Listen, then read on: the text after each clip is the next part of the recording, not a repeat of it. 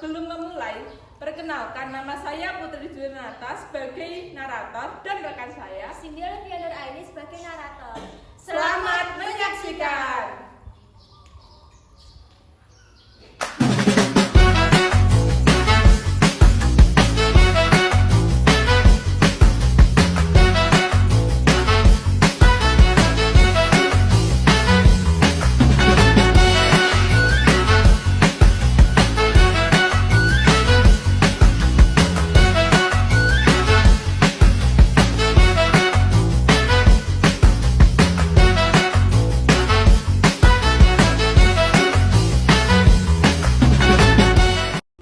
Alkisah dahulu kala, ada sebuah kerajaan besar bernama Kerajaan Jenggala. Kerajaan ini dipimpin oleh raja bernama Raden Putra. Raden Putra adalah raja yang arif dan bijaksana. Raden Putra memiliki seorang permaisuri dan juga seorang selir. Sang permaisuri adalah wanita yang cantik parasnya dan lembut hatinya. Raden Putra sangat menyayangi permaisuri. Sang selir yang memiliki sifat buruk selalu merasa iri hati dan benci.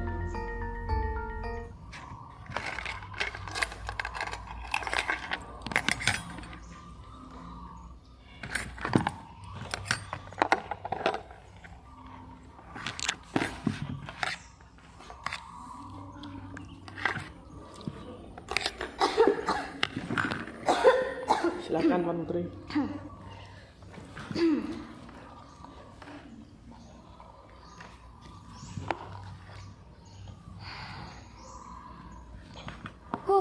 Selalu saja permaisuri yang diperhatikan.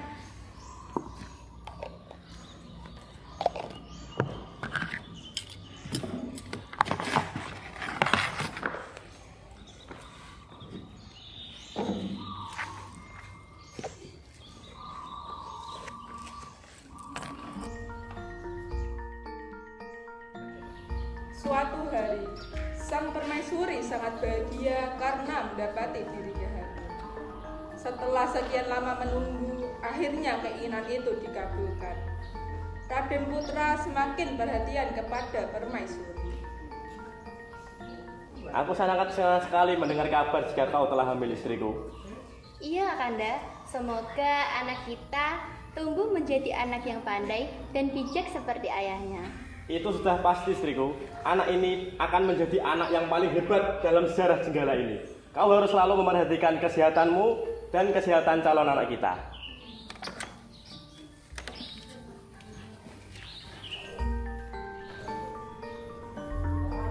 Selir yang telah mendengar berita bahwa permaisuri hamil sudah tidak bisa membendung amarahnya. Dia ingin sekali menyingkirkan permaisuri dari istana. Bagaimanapun caranya, aku harus menyingkirkan wanita itu. Kalau tidak, aku sendiri yang akan tersisihkan. Aku harus menyusun rencana secepatnya. Sang selir kemudian menemui tabib istana untuk membicarakan rencana jahatnya. Hei tabib, aku berniat menyingkirkan permaisuri itu dari kerajaan ini. Kau harus membantuku. Aku bisa membantumu, asalkan ada imbalannya. Tenang saja, akan ada imbalan harta yang banyak setelah ini semua selesai. Aku bisa membuat racun untuk permaisuri. Racun yang bisa membuatnya sakit atau bisa kehilangan nyawa. Tunggu dulu tabib, itu sangat berbahaya. Bisa saja Raden Putra langsung mencurigaiku. Ada cara yang lebih baik. Kau harus memberikanku racun dan penawarnya. Dengan aku terlihat sakit, menghasut Raden Putra menjadi hal yang lebih mudah. Baik, akan kuikuti rencanamu.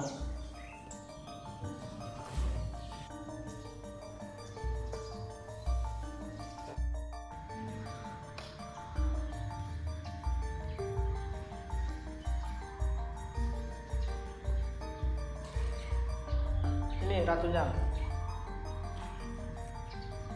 Sang selir kemudian meminum racun pemberian tadi. Dengan cepat, racun itu menjalar ke tubuhnya. Sang selir merasa kesakitan dan muncul penyakit aneh pada tubuhnya. Dengan segera, dia memanggil Raden Arya untuk meminta pertolongan.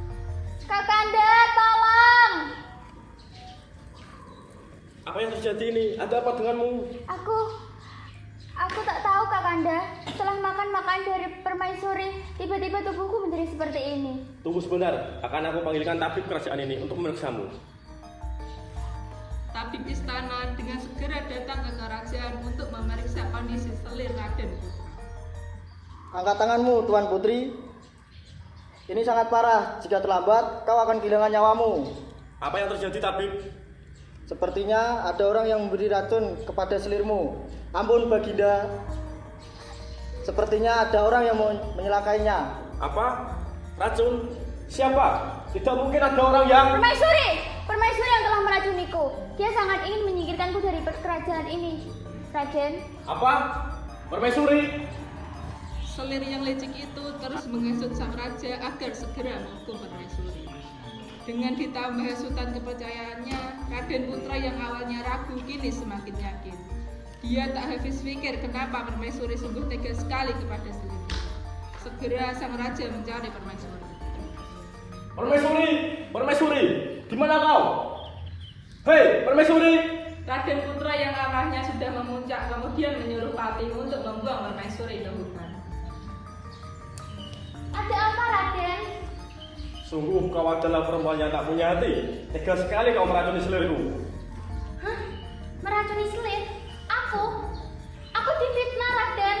Dia sudah aku anggap sebagai adikku sendiri. Patih, cepat bawa pergi dia ke hutan. Saya sudah tidak sedih lagi melihat dia di sini. Baik, Prabu. Tolong percailah aku. Cepat bawa pergi. Tolong, Kakanda tolong. Patih Jenggala tidak punya pilihan lain. Dia akhirnya membawa permaisuri yang tengah hamil itu menuju ke hutan sesuai dengan perintah Raden Putra. Setelah permaisuri dibawa pergi Patih, Selir segera meminum obat penawar yang diberikan tabib. Tubuhnya seketika sembuh seperti sedia kala. Dia sangat senang karena rencananya berjalan lancar. Ketika sang Patih menghunuskan pedangnya, permaisuri berusaha menjelaskan apa yang sebenarnya terjadi. Dia tidak ingin melihat bayi di kandungannya itu menanggung hal yang tidak dia lakukan. Sang Patih tak tega melihat permaisuri yang terus memohon ampun. Maafkanlah saya, Tuan Putri. Saya tak tega mengembaskan pedang ini kepada Tuan. Terima kasih, Patih, telah membiarkan anak ini untuk hidup. Baik, kalau begitu saya akan buatkan gubuk di sekitar sini. Dan nanti urusan kerajaan biar saya saja yang atur. Semoga Raden Putra tidak mencelakaimu karena telah membiarkan saya hidup. Usai membuat gubuk untuk permaisuri, sang Patih kemudian meninggalkannya dan kembali ke kerajaan Jenggala.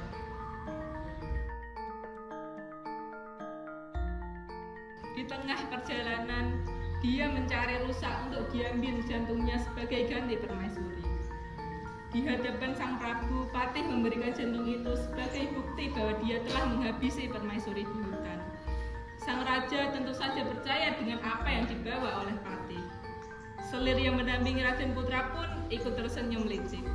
Dia akhirnya sudah berhasil menyingkirkan perempuan yang selalu menghalangi jalannya selama ini. Waktu silih berganti. Permaisuri akhirnya melahirkan bayi dalam kandungannya. Bayi laki-laki itu kemudian diberi nama Cindelaras. Seolah tak memperdulikan keadaannya, kasih sayang permaisuri kepada Cindelaras sangatlah besar. Beberapa tahun berlalu, Cindelaras kini tumbuh menjadi seorang anak yang tampan dan cerdas. Setiap pagi, Cindelaras membantu ibunya mencari kayu bakar di hutan. Secara kebetulan, Cindelaras menemukan telur yang jatuh di dekatnya.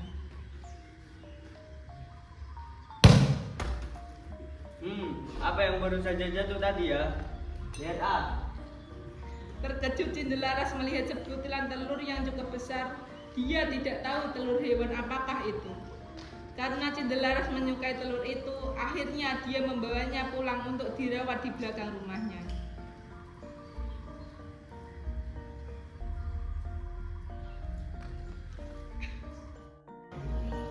Sampai tiba waktunya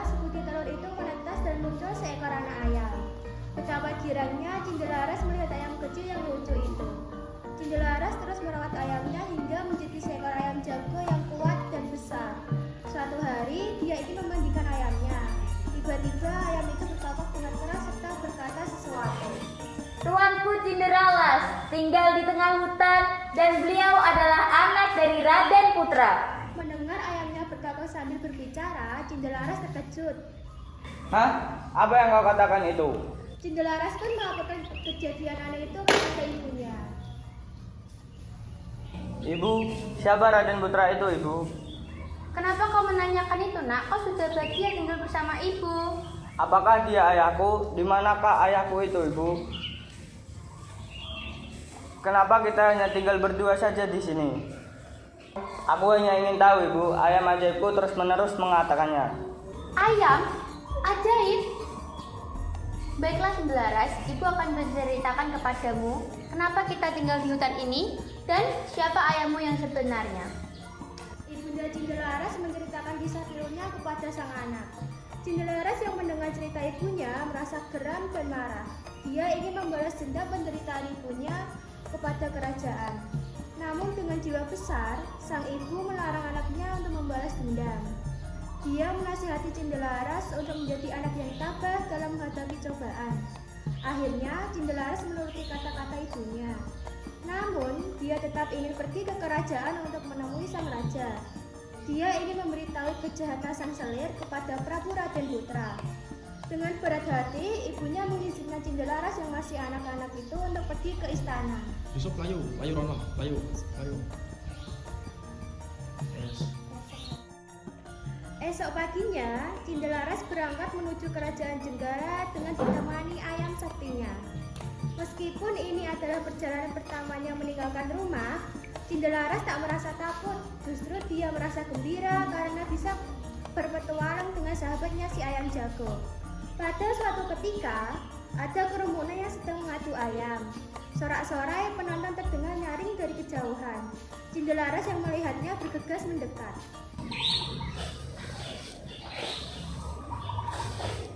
Hei anak kecil, kulihat-lihat ayammu bagus juga. Mau gak aduin sama ayamku? Ayamku belum pernah bertarung, Paman. Aku takut jika ayamku nanti terluka. Pergi dari sini saja. Buat apa punya ayam bagus gak kamu tarungin?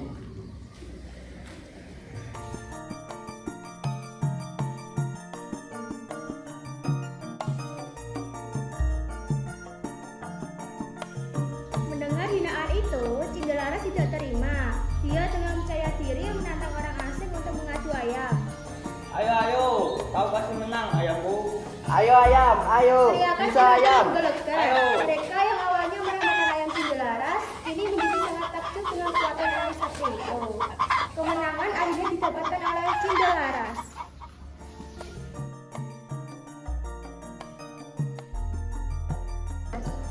Kabar tentang Cindelaras kini didengar oleh sang raja.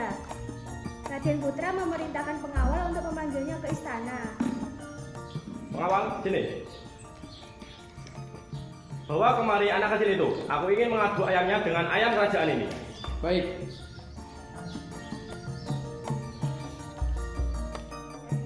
Setibanya Cindelaras dan ayam jagonya di istana Jenggala, sang raja terkejut. Meskipun peringainya seperti anak hutan, namun dia memiliki tata krama dan sopan santun layaknya seorang bangsawan. Hei anak kecil, aku menantangmu untuk beradu tanding ayammu dengan ayam kerajaanku. Apa imbalan yang Anda dapatkan jika menang? Tentu kau akan mendapatkan banyak harta dariku. Tapi jika kau kalah, kau harus memberikan ayammu itu kepadaku. Ya, aku akan menerima pertandinganmu, Paduka. Wah, sungguh percaya diri kau nak. Baiklah, akan kusiapkan arena pertandingan untuk ayam kita.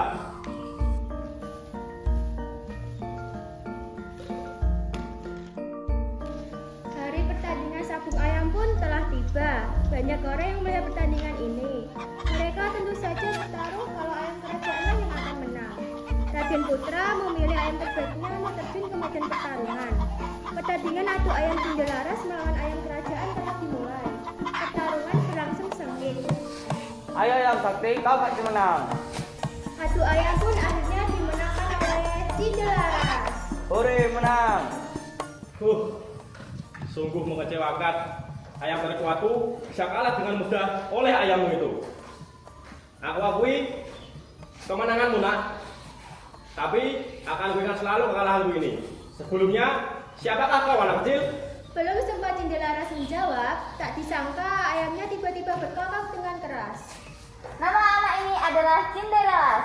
Dia adalah anak dari Raden Putra dari permaisuri yang dibuang di tengah hutan. Apa? Cindelaras? Dia adalah anakku.